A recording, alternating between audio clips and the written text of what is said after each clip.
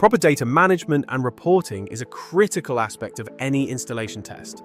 That's where the Fluke 1670 Series Multifunction Installation Tester and TruTest software can make the process easier than ever.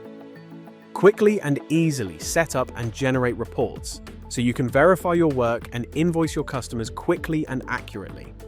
For this video, we'll assume we've already performed our tests, taken a preliminary look at the data in our tester, connected our tester back to our PC via USB, and transferred our results to the TruTest software using the Get Measurements function.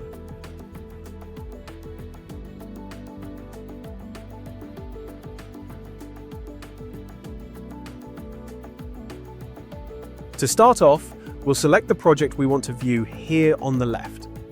There are a few pages where we can update any of our client or site data, edit specific parameters, or adjust other information. Once we've updated all the information, we can jump to the Reporting tab, select a certificate, and your report will be automatically generated, complete with metadata, circuit descriptions, and test results. Now you're ready to print your report or export it to one of the available file formats so you can easily share it with your team or clients. And it really is that easy. Just a few clicks and you have a full report built. Thanks for watching. For more information, check out fluke.com.